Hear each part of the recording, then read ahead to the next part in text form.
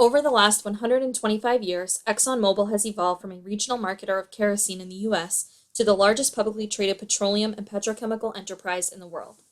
This is where the company sees itself presently, but with any blue chip corporation, there is a great deal more to the story. Standard Oil Company, established in Ohio in 1870, was the landmark that began this oil empire. Following is a history of the company beginning with the roots. In 1859, Colonel Edwin Drake and Uncle Billy Smith were the first to successfully drill an oil well in Titusville, Pennsylvania. Rockefeller and his associates formed the Standard Oil Company in Ohio in 1870. This boasted the largest refining capacity of any single firm in the world at that time. In the venture to become one of the most powerful oil companies in history, Standard Oil purchased three-quarters interest in Vacuum Oil for $200,000 in 1879. Vacuum Oil introduced a number of products, including the Gargoyle 600W steam cylinder oil.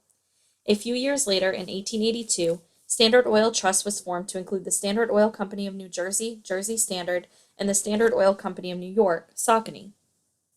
In 1885, Standard Oil Trust moved to New York City and erected a 9-story office building.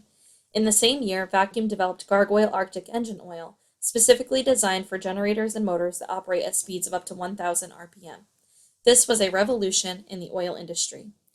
After a landmark U.S. Supreme Court decision in 1911, Standard Oil broke up into 34 unrelated companies. These included Jersey Standard, Saucony, and Vacuum Oil. In this same year, Jersey Standard sales of kerosene were surpassed by gasoline for the first time. A large business move was made in 1919 when Jersey Standard acquired a 50% interest in Humble Oil and Refining Company of Texas. A very important piece of history to the oil industry as a whole also happened in this year within the Humble Company.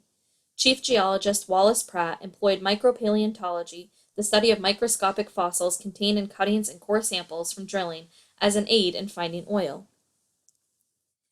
In 1926, the Esso brand was born. Jersey Standard brought out a new blend of fuel under this name.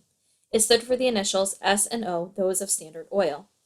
In 1942, about 6 years after the first commercial unit in a cat-cracking refinery began operation at Saucony Vacuum's Paulsboro, New Jersey refinery, the world's first fluid catalytic cracker goes on stream at Louisiana Standard's Baton Rouge refinery. It was considered by Fortune magazine to be the most revolutionary chemical engineering achievement of the last 50 years.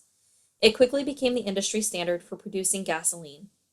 In 1952, another landmark was made when Jersey Standard introduced Uniflow motor oil, the first recommended for use in both summer and winter. In 1955, Jersey Standard also created the Esso Education Foundation to give financial aid to private universities and colleges. Another major breakthrough was the invention of 3D seismic technology by Humble in 1963. This technology completely changed the way the industry finds oil and gas resources.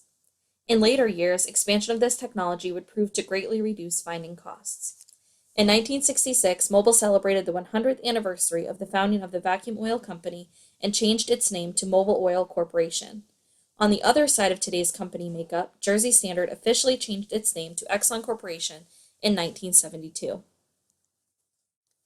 In 1974, Mobil introduced a synthetic automotive engine lubricant, Mobil 1. In the year 1980, Mobil opened its own environmental health research facility in New Jersey. March 24, 1989, Exxon Valdez was involved in a tragic oil spill when the tanker ran ashore in Prince William Sound in Alaska. The company quickly cleaned up all damage to the best of its ability and paid damages to those directly impacted.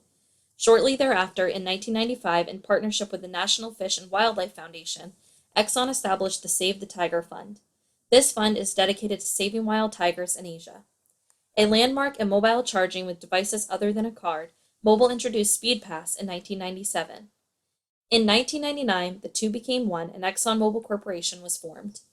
On November 30th, 1999, Exxon and Mobil joined to form ExxonMobil Corporation. This merger will enhance our ability to be an effective global competitor in a volatile world economy and in an industry that is more and more competitive, said Lee Raymond and Lou Nato, chairman and chief executive officers of Exxon and Mobil, respectively. In 2001, ExxonMobil Research and Engineering Company developed the scan finding process. This process uses a proprietary catalyst and removes more than 95% of the sulfur from gasoline while minimizing octane loss. In 2002, ExxonMobil initiated the Global Climate and Energy Project at Stanford University. This project is meant to research and develop technology that can greatly reduce greenhouse gas emissions while keeping up with energy demands. In 2005, ExxonMobil and Qatar Petroleum expand development of the largest non-associated gas field in the world, North Field offshore Qatar. 2 years later, in 2007, Exxon Neft Limited, a subsidiary of ExxonMobil Corp., completed the drilling of the Z11 well, the longest measured depth extended reach drilling well in the world. In 2009, ExxonMobil Corporation and Synthetic Genomics Inc. opened a greenhouse facility which enabled the next level of research and testing in their algae biofuels program. In 2010, ExxonMobil finalizes its agreement with XTO Energy Inc. This agreement creates a new organization which focuses on global development and production of unconventional resources. In 2011, ExxonMobil announced 2 major oil discoveries and a gas discovery in the deep water Gulf of Mexico. This is one of the largest discoveries in the Gulf of Mexico in the last decade. In 2014, Linn Energy LLC and ExxonMobil Corp. Announced a non-monetary asset swap deal. Linn will receive ExxonMobil's interest in its Hill property. In exchange, Linn will give ExxonMobil approximately 17,000 net acres in the Midland Basin in Texas. As is made obvious here, ExxonMobil either single-handedly, collaboratively, or through its subsidiaries is a constant leader and innovator in the way of energy. Not only is the company on the front line of technological production to keep up with the demand, but it also is constantly rolling out new efforts to stay in tune with the environment and the impact the general development and use of energy resources has on it.